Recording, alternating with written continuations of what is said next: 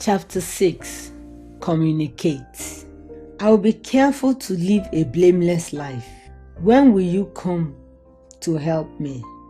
I will lead a life of integrity in my own home.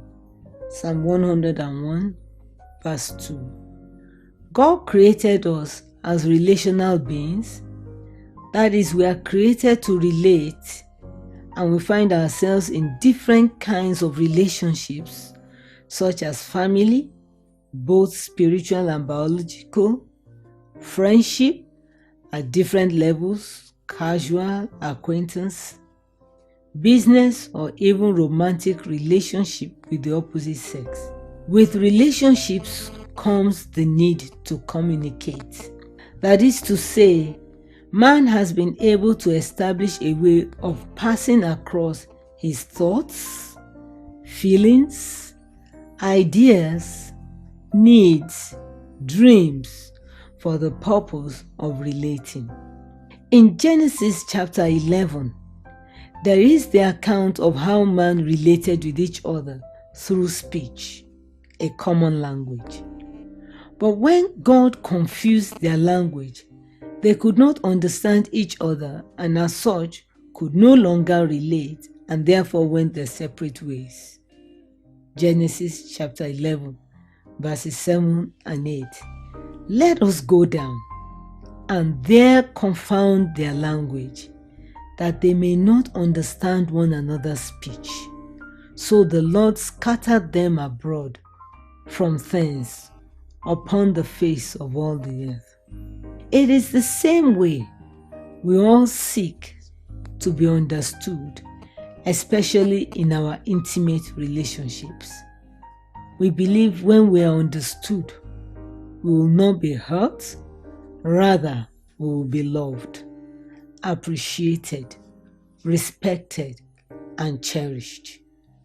Therefore, in choosing a life partner, effective communication then becomes necessary. In making the choice, and also in developing a deep relationship of friendship and intimacy before and after the union. The subject of developing effective communication skills as a couple is not only necessary before marriage, but also continues within the marriage.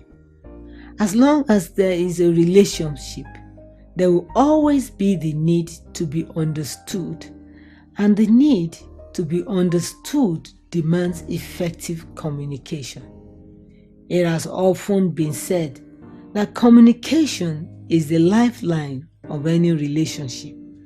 Where there is effective communication, there is no problem a couple cannot handle.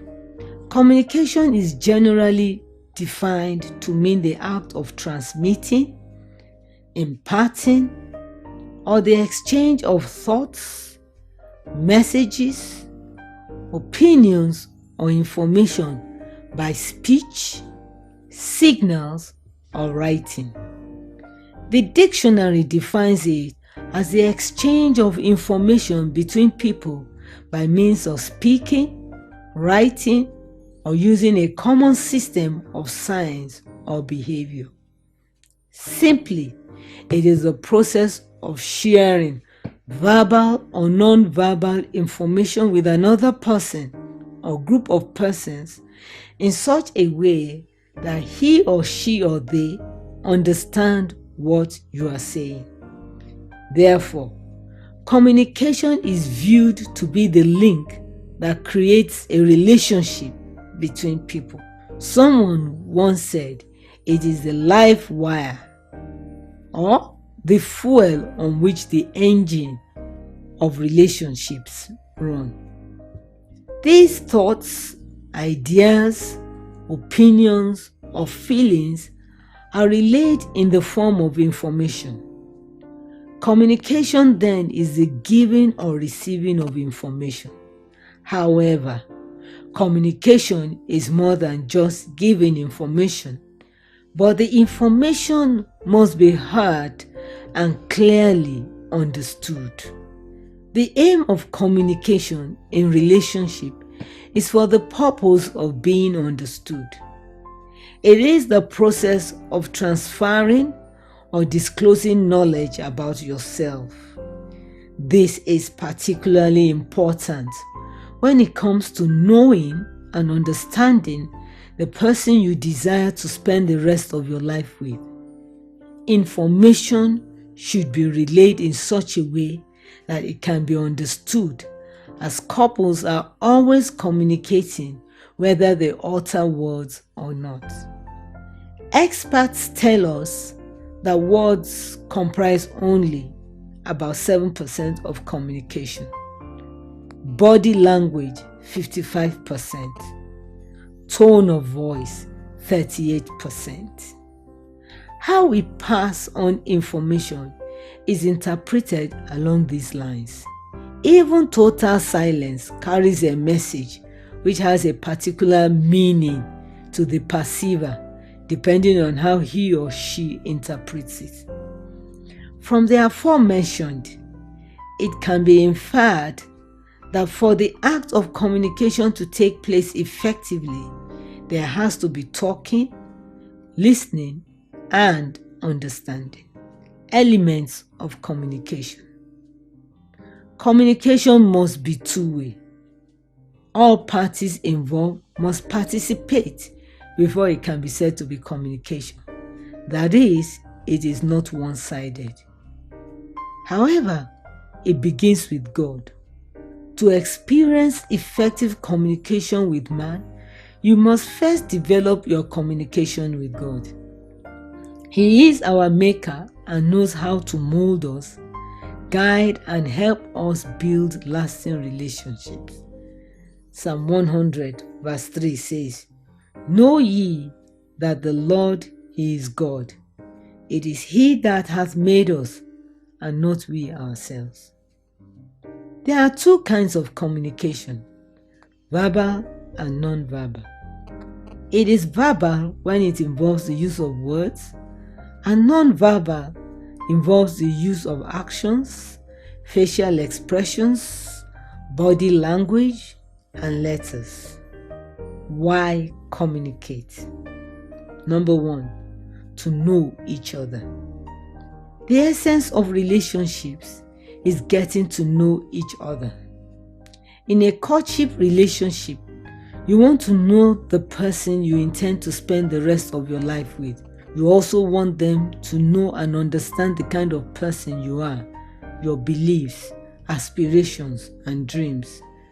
This can only be achieved by talking.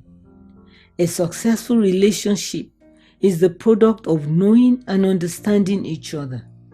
Knowing what your partner wants, his or her feelings, likes, dislikes. When communication is effective, you get to understand and know the other person. When it comes to choosing a life partner, you cannot marry a person you don't know, that is, a stranger. Therefore, you are on a need to know venture. When you say "I do," it means I know and trust. You cannot claim to trust someone you do not know well. That would be foolhardy. Your reason for consenting and committing yourself to a long-term relationship like marriage is to be based on facts, not feelings or assumptions. Facts about who your intending is can be obtained by spending quality time in communicating effectively and purposefully in order to know. Number two, to connect. Strong communication fosters connection between couples, and when strong communication is maintained between couples, always it creates room for closeness, true intimacy, and promotes selfless service to one another as they understand each other's needs better. Number three, to bond. One of the benefits of effective communication is bonding. To bond means to stick together, and this is the key to a strong marriage. Bonding is God's idea.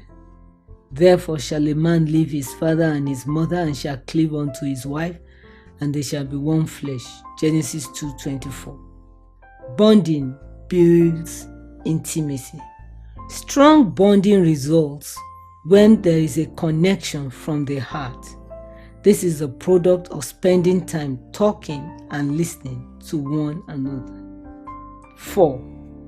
To determine compatibility. It has been said that compatibility is an important factor in choosing a life partner. This can only be discovered when you communicate. As time is spent getting to know each other, you are able to determine whether or not you are compatible with each other and if the relationship is worth pursuing. Compatibility in a relationship is also evidence of effective communication. People from different backgrounds can grow to become compatible as through effective communication they work to blend into each other's lives. Number 5. To prove your choice. You need to have talked about certain issues as a couple before you can say you have made the right choice. It is through the process of talking, listening, and knowing that you can determine the genuineness of your choice. You are also able to discern weaknesses which were not obvious initially and consequently align with God's leading, His word, and His purpose for your marital destiny. Number 6. For preservation. Relationships have been known to end in heartbreaks and hurts as a result of a breakdown in communication. Breakdown in communication is inevitable when thoughts or information have not been properly relayed and received, the product of being partially understood or not understood at all. This leads to misrepresentations, misunderstandings, and ultimately heartbreaks. In relationships, nothing is to be assumed. You do not assume love, neither do you assume a relationship will end in marriage. If the parties involved do not discuss the possibility of marriage as the goal of their relationship. Number 7. To build relationships of depth. Man was created to relate, but we relate at different levels simply because we connect at different levels. Some people do not understand how to build relationships of depth. Their relationship with God and people are always superficial and shallow. But Psalm 42 verse 7 says, "Deep called unto deep." Communication is the heart of every relationship. Therefore, to cultivate depth, a good rapport is to be established between the couple. They must talk, talk, talk. Styles of communication. People adopt different communication response styles in their relationships. This is an expression of their personalities, principles, values, and exposure to life. Your personality and values in particular are essentially what you are communicating in a relationship. Remember, you are on a need-to-know venture. It is what you communicate that is known about you. The communication that promotes good relationship is one where there is respect for each other's values and beliefs, and at the same time maintaining your own values and beliefs. It is generally believed that we tend to use one of the known basic communication styles. A. Firm or assertive response style. The most effective and healthiest form of communication is this style. It's how we naturally express ourselves when our self-esteem is intact, giving us the confidence to communicate without games and manipulation. When we are being assertive, we work hard to create mutually satisfying solutions. We communicate our needs clearly and forthrightly. We care about the relationship and strive for cordiality, clarity, and truth. This type of communication style promotes transparency and openness. We voice our feelings without intimidation from the other person. We respect the other party, but know our limits and refuse to be pushed beyond them just because someone else wants or needs something from us. Surprisingly, assertive is the style most people use least. B. Inactive or passive response style. Passive communication is based on compliance and hopes to avoid confrontation at all costs. In this mode, we don't talk much, question even less, and actually do very little. We just don't want to rock the boat. Passives have learned that it is safer not to react, but to accommodate and remain unnoticed in the background, even when it is to their detriment. This is dangerous as it signifies you can easily be influenced negatively. It can also result in withdrawal, and this means you are not an active player in the relationship. Relationship is for the purpose of building each other. As iron sharpeneth iron, so a man sharpeneth the countenance of his friends, says Proverbs 27:17. When you become subservient and inactive, you will no longer contribute to the growth of your partner. C. Manipulative response styles. Manipulation can be with a combination of passive or aggressive. Manipulative styles are deceptive in nature. The aim is to manipulate others. People who use manipulative styles are deceptive, sly, and crafty. Such people, if Christians, are carnal and spiritually immature. They may be in church for a long time, but they are still fleshy and refuse to grow. First example of manipulative response style we'll look at is the passive manipulative response style. A combination of styles, passive manipulation avoids direct confrontation. That's why it's passive. But attempts to get what they want through manipulation. People who use this style are devious and sneaky. The second example is the domineering or aggressive manipulative response style. Aggressive communication always involves manipulation. We attempt to make people do what we want by inducing guilt or hurt, or by using intimidation and control tactics like anger. We simply want our needs met right away. It is important to maintain vigilance in relating with people. The manipulative response styles have the aim of getting whatever they want in a deceptive way. They do not have the interest or good of the other person at heart. A marriage to such people will not be fulfilling. So, now what?